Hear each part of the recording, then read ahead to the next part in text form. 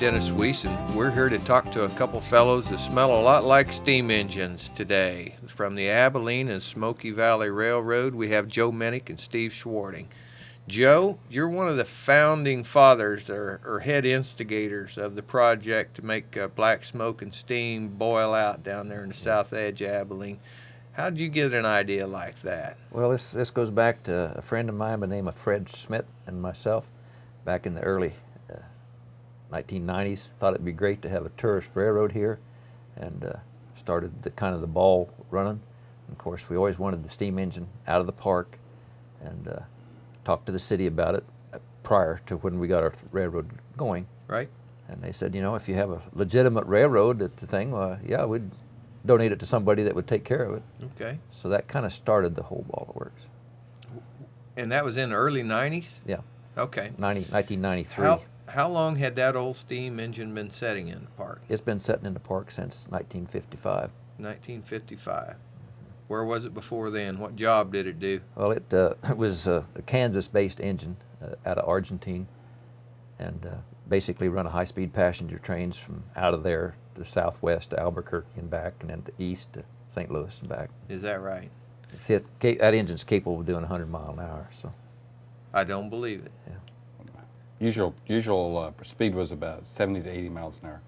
Is that right? Mm-hmm. Steve, I was so impressed the day we cut some tape of a test run here a couple of weeks ago when the person, I don't know whose hand was on the throttle, released the first notch. Those old wheels just started turning and moved those cars down the track. There was no effort whatsoever with your little train to move it down the tracks. That was pretty obvious there was enough horsepower there. Yeah. It's almost a problem because the engine is designed and wants to go 70 or 80 miles an hour, but our license as our excursion class railroad, we can only go 15 miles an hour. So we kind of have to hold it back. Yeah, it's a little hard to hold her down. I would imagine it'd be really hard to hold it down. When we were filming that, Brian jumped on the caboose and shot some nice film, which we'll get to see here in a little minute. But that old booger was moving right down the way without much energy being expended to do so. Got a question for you, Steve. What ties your group together? I noticed there's 8 or 10 gentlemen out there the other day working on that thing. What ties your group together? Well, I think two things is kind of how I figured it out. One thing is the project, and to see a steam engine come alive again, to be able to work on something that you're never going to have in your backyard or your garage or even on your farm or whatever. And the other thing is just the camaraderie. We have a nice tone in our shop where we're nice to each other. I enjoy the company of everybody else I work with. So when we have a break, it's nice people to be around. For you, Joe, what was the moment you decided you want to rebuild a steam engine? Well, it's like I said, when Fred and I thought, he's more of the train enthusiast or nut, whatever you want to call it. I'm more like big, heavy equipment stuff. Okay. And well, you can't get much big, heavier than that. So I was more the mechanical machinery guy of it, and Fred was kind of getting the people lined up a little bit when we very first started back in '93. I was telling my wife that day, we were watching you guys work, if somebody would have came to me and said, I've got a job for you. I said, oh, interesting. What is it? Well, you need to take that old steam engine down the park, drag it up, put it on the rails, build a shed over top of it, and get it running again. I wouldn't even have asked them what they was paying. I would have said no. Because that is so far beyond my reach of scope of mechanical. Thinking that's a doable thing. I so admire you fellas for saying that's doable and then proving it can be done. Our pay, of course, is all volunteers. Yeah, that's that's well paid then. Yeah, it's right? well paid. You get to write your own check. Right. It's a matter of a bolt or a nut or a pipe at a time. And you just separate it out into small pieces, and sometimes the small pieces take weeks or months to get completed, and other times you can finish it in a short time. But you just tackle each project and say, well, I guess that needs to be done. Let's figure out how to do it. And you try it out, or you do it, and then maybe you have to redo it. But you learn about each of the pieces and stuff. It's a great thing. I think, again, we make a lot of these programs to talk about the vitality of rural Kansas and our ability to survive hard things. And think that project is a wonderful example. I think the Abilene Smoky Valley Railroad and that 1918 Baldwin shows that if you put a group of people together that are committed to a common cause and give them some get out of their way, just get out of their way, that they can accomplish quite a lot. Of course, you made the engine older than it is. It's a 1919 model. Is it? Yeah, I probably read that somewhere in 1918. It's close. I never lose a thing out of this brain. It's like steel traps. I'm sure it was somebody else's mistake, Joe. Well, one of the things that I've learned doing the project is there's a network of railroads around the nation. We have a contractor that's done the part of the engine that we can't do ourselves, replacing the flue tubes, certifying the wells, and putting in the patches and stuff. He's one person that Joe can call anytime, and we can get advice from. And then there's 3 or 4 other persons around the country that if we have a problem, we call people up, get an idea how to solve it. They openly tell us how to do it, and then we go, and if we don't get it the first time, we can call them again and stuff. What are the flue tubes? Flue tubes are a heat exchanging area of the boiler. So there's about 150, 160 of the small flue tubes that the heat goes through from the firebox to the smoke box, and that's where the heat exchanges into the water. Into the water. So it's a tube running through the boiler. The inside the tube has hot air. Right. Outside of the tube is water. Water warming up in a hurry. Yeah. There's some other heating surfaces too in the firebox and around the firebox, but it's mostly the flues where the heat's exchanged. And they are 20 foot long. So. And they had to all be replaced and welded back in that boiler. I noticed the open flame underneath the engine when we were out there. Was that engine originally coal-fired? Yeah. Originally it was coal-fired. In 1941, they converted it to what we call an oil burner. Right. And of course, we're going to keep it oil burner. Sure. And sure. Now that doesn't look like, because of that open flame, being a farm boy, doesn't look like to me that conversion took too long. It's called put in an oil tank, a burner, light it on fire, and let it heat up the same place the coal did. I don't know. What's underneath there? A little more complicated than that. With the coal burners, we had grates, like you would have grates, which come out, and then a regular fire brick pan went in there in place of that. Right. But yeah, like you said, build a tank where the coal normally set that tank in for your oil, put an oil nozzle on it, and go from there. You could see when somebody was opening the flow of oil to the burner to add combustion, you could see that flame building up, and there was nothing between it and me other than a little air. It was sure pretty to watch. I'd like to see it at night.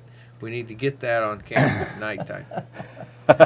Okay. I bet we can arrange that, can't we? Probably can. Yes. Yeah. How much capacity does the old engine carry in fuel? Okay, it's capable of carrying 7,000 gallons of fuel and 12,000 gallons of water. That's to be in the tender part. Yeah. Now, of course, we'll probably never carry that much in it. For one thing, we probably couldn't afford to put 7,000 gallons of fuel in it. Right. But, we don't need to carry that much. Don't need that weight either, probably. Right. I noticed you weren't hitting 100 when you crossed that first old wood trestle just out to the east of Jeep Road either. You kind of pulled over and looked it over. How'd that inspection go? Went great. Of course, we did have an engineering study done on the bridge and everything, so we knew it was right, but we took her across easy and make sure everything was right, and it was. That's good. Good bridge still up there. I heard from our fiber crew the other day. It's still standing there. So.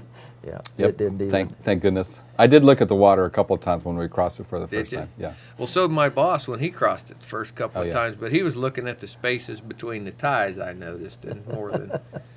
How little did that trestle look from that engine, Joe? As you. Well, I was on the bridge, so I. Oh, were you on the bridge? I was watching the bridge structures. He was making sure we didn't fall in. He was looking for sagging and stuff, but it fills up the bridge. Oh, I mean, sure it really it does. did. It takes the space.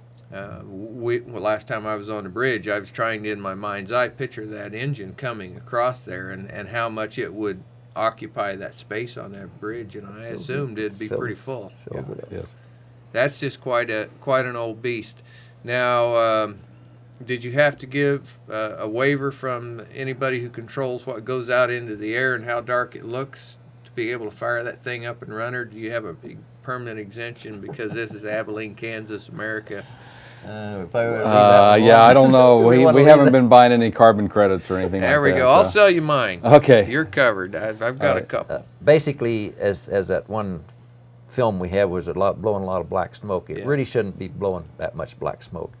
And this is a learning curve for the firemen to get everything. Of course, it should have a light gray area coming out, but it'll puff black once in a while, but not solid black rolling. Right. That's a kind of fuel That's waste. pretty impressive, though. It makes a good picture, but it's yeah. Right. I grew up in Southwest Colorado, and they had the narrow gauge train ran all the time. Then I guess it's still running, but it ran on coal when I was a kid. So it still does. It would run a lot of black smoke. So now a couple of sensitive type questions here, Joe. Seeing as how we're in a politically correct day and age, but I noticed that the average age group of that bunch of fellows out there working on that was not in their 40s. So what's the scoop there? Is he the young one of the bunch? Well, let's see. No, I'm not. No, we got some younger ones, a couple. But, of course, some of us are retired, which gives us a chance to put more time if we want to in it. And then most of us older guys can actually remember them running as a little kid. And some of the younger ones don't have that. You know, I talked to 3 or 4 guys out there that day, and every one of the fellows I talked to, I didn't ask the question, how'd you get involved with this? I just told them who it was, you know. And everybody kind of volunteered why they were there. And it was always some boyhood memory of training and some positive thing. You can see that gleam in their eye, you know, that memory was right there.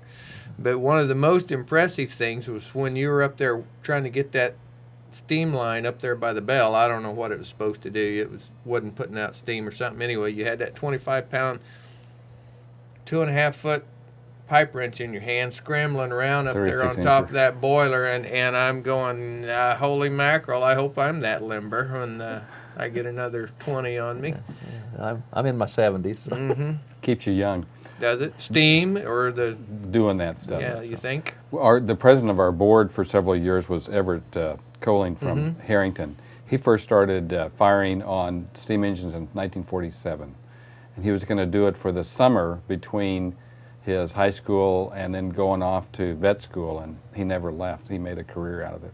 But and the day that we had that test run, Everett was standing next to me, and he said, "Doc, it's been 50 years since I've been on one of these things." He said, "This is sure exciting." I'll bet. And to count the years and to have him next to me and to feel it and stuff was cool. He got on out at the depot out there, right where you hooked onto your cars at. He was the last one up, if I remember right. Somebody had to give him a good pull to get him up in there. And that cab was a little crowded too. There were a lot of older young boys up there that day, I think, getting ready to head down the road. One thing I might add too, to change the subject just a little bit there, this is a Santa Fe, former Santa Fe engine. Okay. But there's only 2 other former Santa Fe steam engines running in the world. Really? One in San Bernardino, California, and one in Texas. The one in Texas is down for its 15-year overhaul. So basically, ours and the one in San Bernardino are the only Santa Fe steamers running. So if you want to see a Santa Fe steamer running. No kidding. And the amazing thing with the 3415 is that there were 50 locomotives like that in its class. Ever. So I just tried to imagine having 10 of them in a yard. Yeah. You know, one after the other, just to have 10, but to have 50 of them sitting around. It's a lot of iron. It's a lot of valves. And of course, this will be the only 3400 class engine running. So. I made a comment to my wife. You can tell her on camera here whether I was all wet or not. But you have that old big lathe setting out there in your backyard where you work on this thing. And I told my wife, I said, I read somewhere that manufacturing in those days was not interchangeable parts. As that turn of the century kind of manufacturing was not interchangeable parts. It was like dimensioned parts. So parts were sent out like dimensioned out of their foundings or their castings, but everything that had, if you broke a wheel or you broke a shaft, it was sent to you and you had to turn to meet the spec of what you had. Your wheels had to be finished turned on the inside bearings, and all that stuff was all finished fit. I said, I don't know why they have this old lathe here, but in the railroad yards, they had that stuff because in order to repair parts, they had to machine things to fit the engine they had. Yeah. Eventually, we hope to put a little more building on there and have a regular machine shop there, and then that old lathe will go in there. We do have another spot now that we do have a lathe, a bigger lathe, and drill presses and mills that we use. Really? But eventually, hopefully, it'll all be moved down there. That'd be super too. You know, that's another piece of our American heritage, that heavy manufacturing, the ability to do those things, that's going, if not gone. This engine was built in 1919. When we took it apart and put it back together, we're amazed at how things were milled and how they fit. Even just the basic sheets of the boiler as it's all riveted together. I mean, this is over 1/2 inch steel, 3/4 inch steel, and it just fits. And and the holes fit, and it just amazes us how they could get all that engineered 90, 100 years ago, and it's still working. You know, it fits. There are drawbacks and there are positives to almost every approach, but the build to fit approach is it fits forever. Yeah. It just does. You couldn't, of course, order another piece. You would have just got a big old railroad car full of flat steel and said, "Boys, go ahead and make you one." Yeah. And this was on the website. You know, we can chat back and forth with other like people. And there was a conversation that come up about some special tapered threaded bolts that go into certain things. And the idea was, where could we buy these? As the conversation was back and forth. Right. And finally, this one gentleman come on. I have no clue where these come from. And he says, "Really, guys, there's no problem with these bolts. You find them on the table setting right beside your lathe. As you make them, you set them on the lathe." Yeah. That's the only way you're going to get them. Yeah. You cannot buy stuff like that. Right. It was make to fit. Make to fit. Well, what an incredible experience that was, and Brian's going to show us some really good footage and for the folks at home, and we'll be back to look at your inaugural on Memorial Day weekend. And I assume for the next 5 years, Memorial Day and July 4th will be a day that folks can count on steam to be a-blowing in Abilene. Is that right? We hope it lasts even longer than that. Yeah. More than that. So. Yeah, that's so great. Appreciate you taking the time out of your work today. I know you had a crew in town to help you with the engine and to go through some training processes. And Steve and Joe, sure appreciate you coming in and sharing with the wide community of Eagle Communications, the Abilene Smoky Valley Railroad, and the men in the mission to make it happen. It's been fun. Yeah. Thanks, guys. Thank you. Do that.